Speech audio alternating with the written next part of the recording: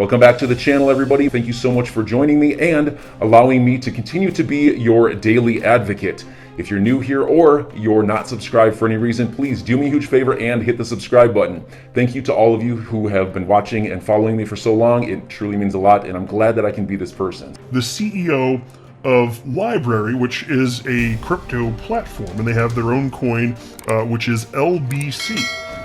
And it's absolutely astonishing. This interview, it was almost a half hour long, and I listened to the whole thing as I was walking my pet peeve at a local park earlier today.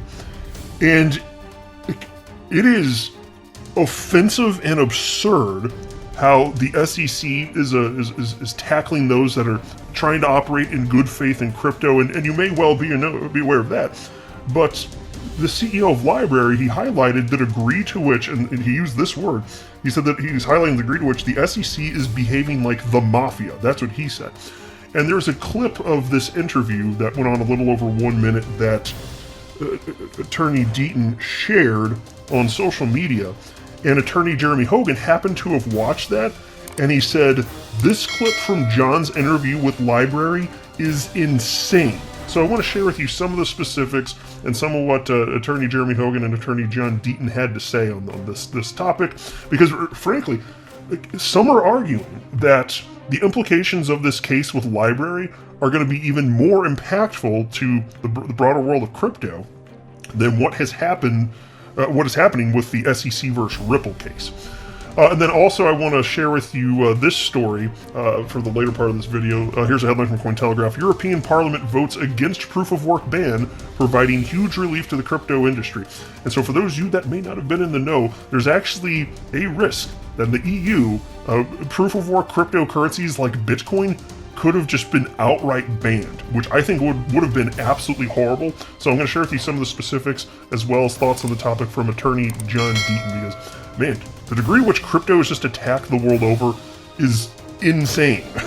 But before going further, I want to be clear, I do not have a legal or financial background of any kind. I am not offering legal or financial advice, and you definitely should not buy or sell anything because of anything I say or write. I'm just an enthusiast who enjoys making YouTube videos about crypto-related topics, but just as a hobby and just for fun. And so I want to run through part of this article from several days ago from CoinDesk, just to kind of set the table, and then I want to get into the comments from Deaton. But here's the headline from CoinDesk. This tiny blockchain startup's tangle with SEC could end up as landmark case. And I'll tell you this too, and this is crazy, but they also, LBRY, they also did not have an ICO. There was no initial coin offering, just like Ripple didn't have an ICO. Still didn't matter. So check this out. It's a blockchain startup project that few people have heard of, involving a cryptocurrency that barely anyone trades. But the saga of LBRY is being closely tracked by lawyers who say the low-profile case now before the U.S. Securities and Exchange Commission could have massive implications for the key question of which cryptocurrencies might be deemed to be afoul of regulations and why. The SEC's civil lawsuit against LBRY might end up setting a regulatory precedent for hundreds of small-scale crypto projects, security lawyers interviewed by CoinDesk said. That's true, even though LBRY's token, LBC, has a market cap of just $21 million. Yes, 21 million with an M. A tiny fraction of XRP, the 39 billion with a B cryptocurrency, at the heart of the much higher profile case by the SEC against Ripple Labs. And so you know what the strategy is here. And I'll just tell you this now because I don't want to forget this. In the interview with John Deaton and LBRY CEO Jeremy Kauffman, he literally said that the SEC told him, we can make this very expensive for you. He literally, that's disgusting, isn't it? So in order to try and strong arm LBRY into doing what the SEC wants, they're basically threatening to bankrupt the firm. Just to bankrupt the company. That's the strategy. Bankrupt these smaller companies. So, and from the interview, it doesn't sound like the SEC is going to have success. They think that they'll be able to monetarily take this beating, but literally that's the SEC's actual approach. Like, just imagine you're operating in good faith, and your government is telling you we want to destroy you effectively, and they're not providing a path forward. Jeremy Kauffman made that very clear. He's like, just tell me, we'll do just about anything. What do we have to do to become, to make sure that we have a path forward? And said the only thing that you can do is to come in and register with the SEC. Well, how does that work with a decentralized system? How the hell does that even work? And see, he said, frankly, that's the only thing they can't do, right? And so take a look at this. A judicial opinion in the library case will have much more impact for people looking for clarity than the Ripple case, said Grant Golovson, a third-party lawyer who advises crypto startups and who's not involved in the library litigation. There are so many projects that did similar things to what Library did compared to what Ripple did, he said. So this is a big deal. So it's not just Ripple, and it's not just XRP holders that are under attack. They're coming after, frankly, everyone. And here's a quote from Jeremy Kauffman, too. He told CoinDesk the following: "If LBC is a security, every other cryptocurrency is a security. We are not trying to compete with the existing financial system. LBC is used for its intended purpose, not for speculative reasons." Well, doesn't that sound familiar? It's the same story with XRP. It really is the exact same thing. And so here's a tweet from attorney John Deaton. And he shared this. This is the clip that I was referencing. It's a 1 minute and 20 seconds. This is what I was referencing towards the beginning part of this video. And John Deaton wrote the following: "The SEC goes after a platform hoping to disrupt publishing. Jeremy Kauffman's vision of library is to do to publishing what Bitcoin did to money. Imagine an uncensored YouTube. The SEC is protecting us from such a platform by making them bleed money." And that's pretty much it. And so I don't pretend to know a ton about library, but yes, effectively, they want people to be able to share content, whether it's videos or whatever, and they basically are against censorship. That's pretty much it from what I've gathered at this point. So again, I don't pretend to know a ton about library or LBC, but I know enough to know that what the SEC is doing is absolutely repulsive, and that's why Jeremy Kauffman said that they're basically, the SEC, they're behaving as though they're the mafia, basically. And so he ended up encouraging, he said anytime he speaks to anybody operating in the world of blockchain, he encourages them to not cooperate with the SEC because, frankly, they had the same approach as Ripple, as in, hey, here's what we're doing, we're just being fully transparent. Jeremy Kauffman argues that Library, and he, along with Library, leading Library, nothing but transparency to the SEC. Here's what we're doing, and all it did is make them a big target for the SEC. That's all that it did. Operating in good faith, it just made them a huge target. And then there was this. So here's what Jeremy Hogan wrote after seeing this 1 minute and 20 second clip. He wrote, "This clip from John's interview with Library is insane. Is this how a government entity acts nowadays?" So in this clip, this is the one where the SEC literally told him, "We can make this very expensive for you." And then he made the comment about SEC being like the mafia. That's what's in this clip. And then John Deaton saw that and wrote to Jeremy Hogan and said, "Jeremy, the only other feelings you will get if you watch this half-hour interview other than anger is sadness. Our country and our public servants must be better than this." Yeah, here, I'm on the same page there. They're despicable humans as far as I'm concerned. And then John Deaton also wrote this: "Recall the document from the Brad Garlinghouse David Schwartz meeting with Clayton and Hinman.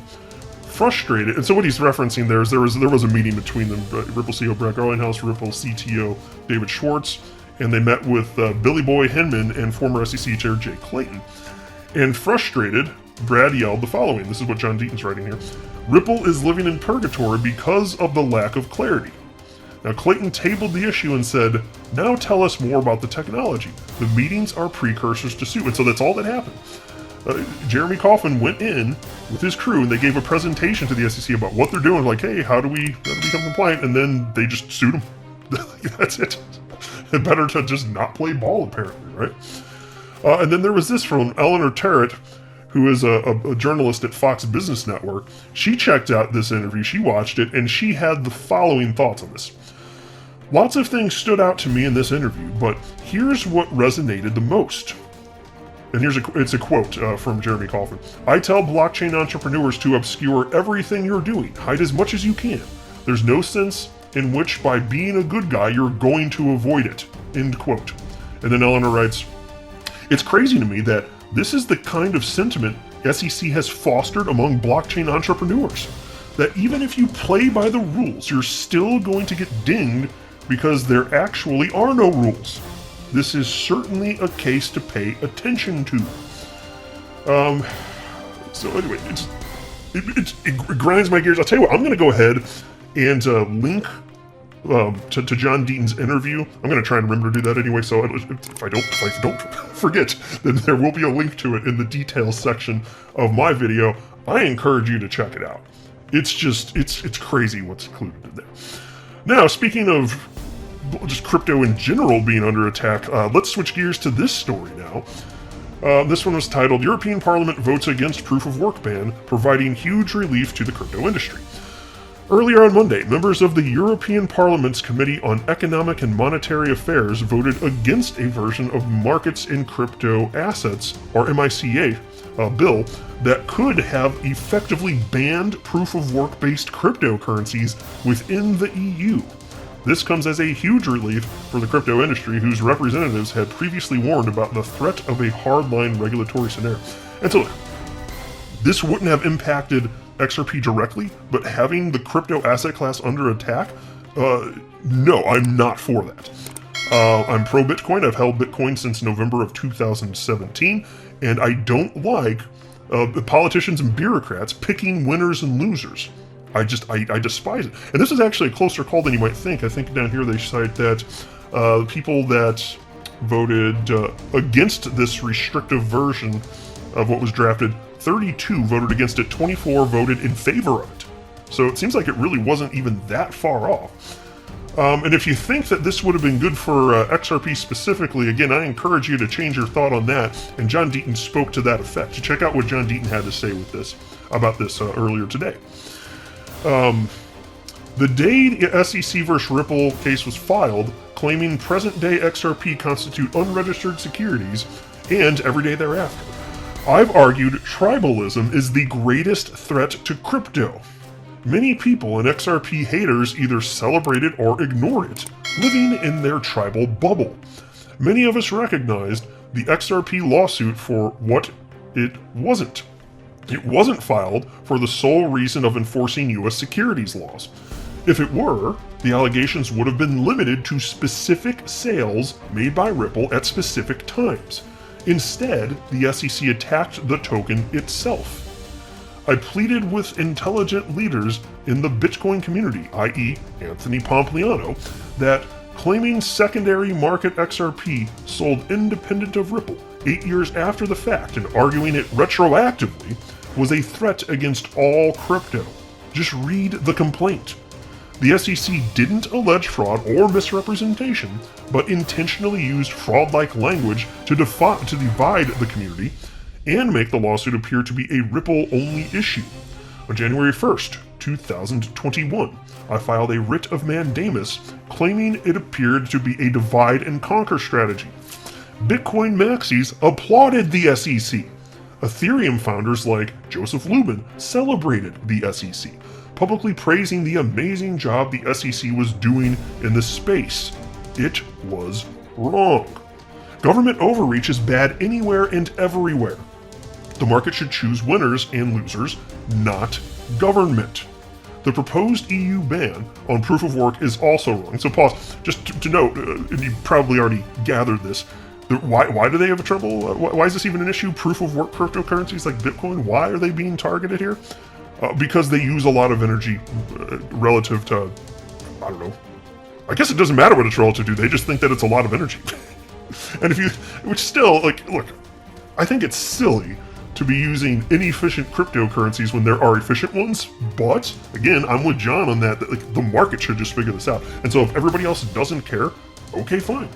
I don't either. And the truth of the matter is that out of all the energy used on the planet, barely any is as a result of the usage of Bitcoin. So yes, fine, XRP, way more efficient, not disputing that.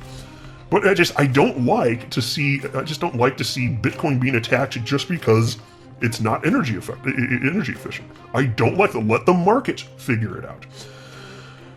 Anyway, John continues. The proposed EU ban on proof of work is also wrong. The XRP case is not about enforcing securities laws. Likewise, the proposed ban is not about energy consumption. I'm sure some XRP holders will welcome or celebrate the proposed ban. Some will be happy because they mistakenly believe it will give their token of choice an advantage. Many others, no doubt, probably feel like, welcome to the party, a-hole.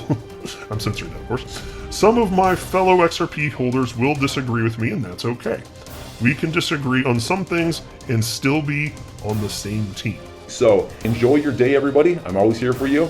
Leave any comments or questions below, and be sure to subscribe. But thanks, everybody. I really appreciate you. Enjoy your day, and I always have your back. So thanks so much, everybody.